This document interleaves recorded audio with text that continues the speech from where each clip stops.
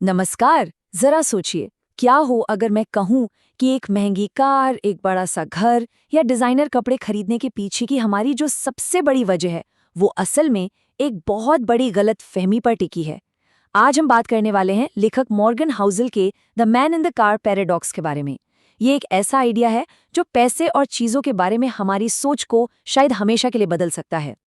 और ये पूरी चर्चा इसी एक लाइन पर टिकी है। कोई भी आपकी चीजों से उतना प्रभावित नहीं होता जितना आप खुद होते हैं।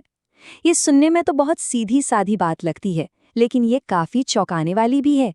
ये हमें सोचने पर मजबूर कर देती है कि कहीं हम दौलत के पीछे किसी झूठी उम्मीद में तो नहीं भाग रहे। तो ये कहानी शुरू होती है खुद लेखक के साथ, उनके शुरुआती दिनों में, जब वो एक होटल में वैले पार्किंग का काम करते थे।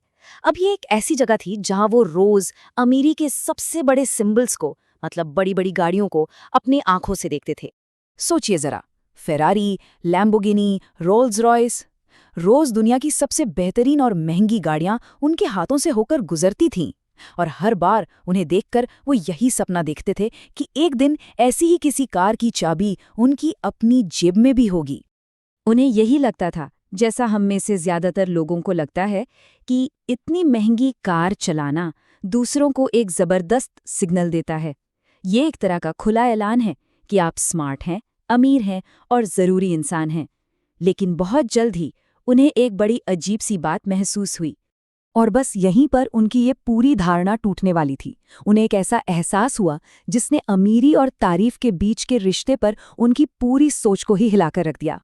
अच्छा, आमतौर पर हम सब यही तो सोचते हैं ना कि जब कोई महंगी कार पास से गुजरती है तो लोग उसके ड्राइवर के बारे में सोचते होंगे, वाह क्या आदमी है। पर क्या सच में ऐसा होता है? और यहीं पर उन्हें एक अजीब सी सच्चाई का एहसास हुआ। उन्होंने नोटिस किया कि जब भी कोई शानदार कार आती तो वो या उनके साथी वैले कभी भी ड्राइवर को नहीं देखते थे। उनका सारा ध्यान सिर्फ और सिर्फ उस कार पर होता था। और वो ये कल्पना करते थे कि अगर वो खुद उस कार में बैठे होते तो कितने कूल लगते। मतलब विडंबना देखिए, तारीफ हमेशा चीज की हो रही थी, उसके मालिक की नहीं। तो इसी एक्सपीरियंस से मॉर्गन हाउसल ने एक थ्योरी बनाई जिसे वो कहते हैं the man in the car paradox, यानी कार में बैठे इंसान का विरोधाभास। तो ये पैराडॉक्स या विरोधाभास है क्या? देखिए, लोग पैसा और दौलत इसलिए चाहते हैं ताकि दूसरे उनकी तारीफ करें, उन्हें एडमायर करें। पर होता क्या है, जब दूसरे लोग उस दौलत को देखते हैं तो वो मालिक की तारीफ करने के बजाय उस दौलत को खुद के लिए चाहने लगते हैं। वो उस इंसान को पूरी तरह से नज़रअंदाज करके बस उस चीज़ को अपने लिए एक सपना बना लेते हैं। और हाँ, ये जो अजीब सी साइकोलॉजी है, ये सिर्फ कारों तक ही नहीं रुकती। ये लगभग हर स्टेटस सिंबल पर लागू होती है। चाहे वो कोई बहुत बड़ा आलीशान घर हो, कोई कीमती गहना हो या फिर बहुत महंगे डिज़ाइनर कपड़े हों।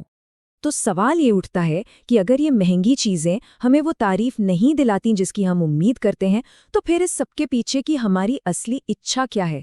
हम असल में चाहते क्या हैं? लेखक अपने बेटे को लिखी एक चिट्ठी में इसका जवाब देते हैं।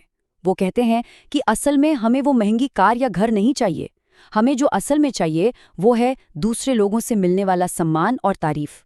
हम बस गलती से ये मान लेते हैं कि ये महंगी चीज़ें हमें वो दिला देंगी।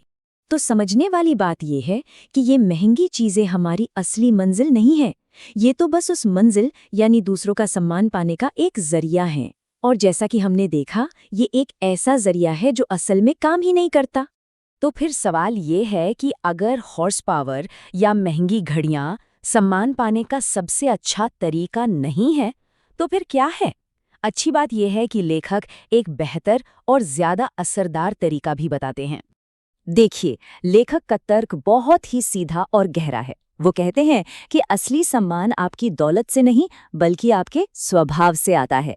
विनम्रता, दयालुता और दूसरों को समझने की क्षमता, ये वो चीजें हैं जो आपको वो सच्ची तारीफ दिलाएंगी जो दुनिया की कोई भी महंगी से महंगी कार कभी नहीं दिला सकती। और ये पूरी बातचीत हमें आखिर में एक बहुत ही ज़रूरी सवाल पर लाकर छोड़ देती है। अगली बार जब हमारे मन में किसी महंगी चीज़ को पाने की इच्छा जागे, तो शायद हमें एक पल रुककर खुद से पूछना चाहिए कि हम असल में क्या खोज रहे हैं, एक और चीज़ या फिर सच्चा सम्मान।